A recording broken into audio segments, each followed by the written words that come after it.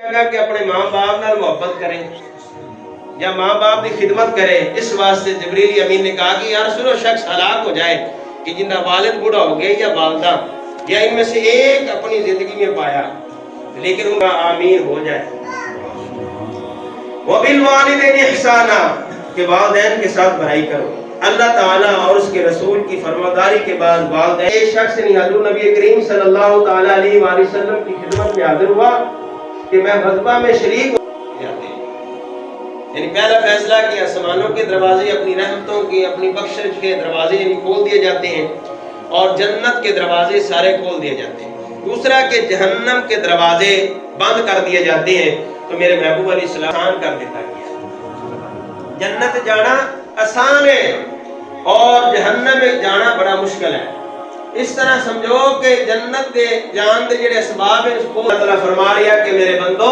جبریل امین نے کہا کہ جو رمضان کا مہینہ پائے اور اس کی بخشش نہ ہو شخص نہیں ہلاک ہو جائے تو حضور نے فرمایا آمین. یعنی اللہ تعالیٰ 3 فیصلے فرماتا ہے جب رمضان آتا ہے. توجہ کرنا 3 فیصلے. پہلا کہ نبی پاک صلی اللہ تعالیٰ علیہ وآلہ وسلم ارشاد فرمایا کہ صحیح اور بخاری شریف کی حدیث ہے. نبی پاک صلی اللہ تعالیٰ علیہ وآلہ وسلم ارشاد فرمایا کہ جب رمضان آتا ہے تو اللہ تعالیٰ آسمانوں کے اور جنت کے دروازے کھول دیتا ہے اور جنت کے سارے دروازے کھول دیے جاتے ہیں. توجہ کرنی ہے.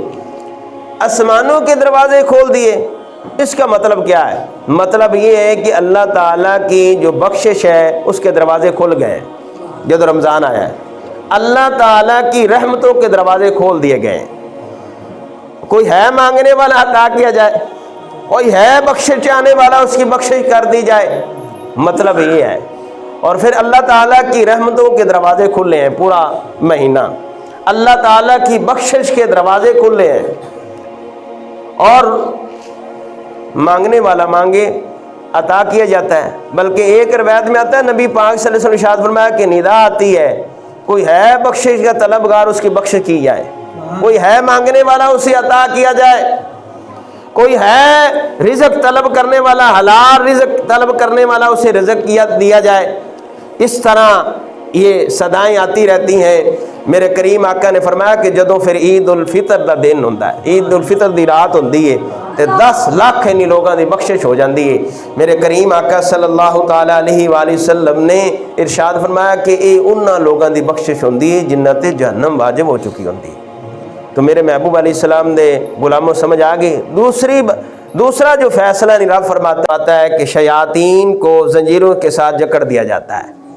مطلب ہے کہ جس طرح دوسرے مہینے دے اندر شیطان گمراہی دا مشورہ دیندہ ہے, گناہاں دا مشورہ دیندہ ہے, ان شیطان مشورہ نہیں دے سکے گا کہ رب فرما رہا ہے کہ ان تیرے واسطے جنت جانا آسان ہو گیا ہے, جنت جانا آسان ہو گیا ہے. تو میرے محبوب علیہ السلام نے غلاموں یہ اتنا عظمت والا مہینہ ہے, اتنی شان والا مہینہ ہے, تو پھر بھی کوئی بندہ خیر سے محروم رہ جائے پھر ان اپنا نصیب ہے, پھر ان اپنا نصیب جاگتے پھر ان اپنا سبحان اللہ کہہ چھڑ سبحان اللہ جی.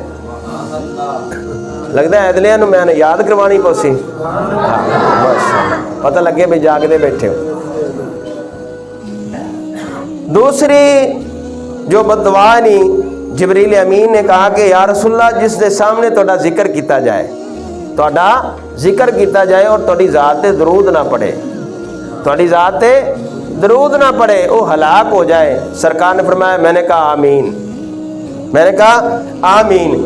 تو میرے محبوب علیہ السلام دے غلاموں سرکار مدینہ صلی اللہ تعالی علیہ وآلہ وسلم دی ذات درود و سلام پڑھنا اہل سنت اور جماعت بڑے خوش نصیب ہیں.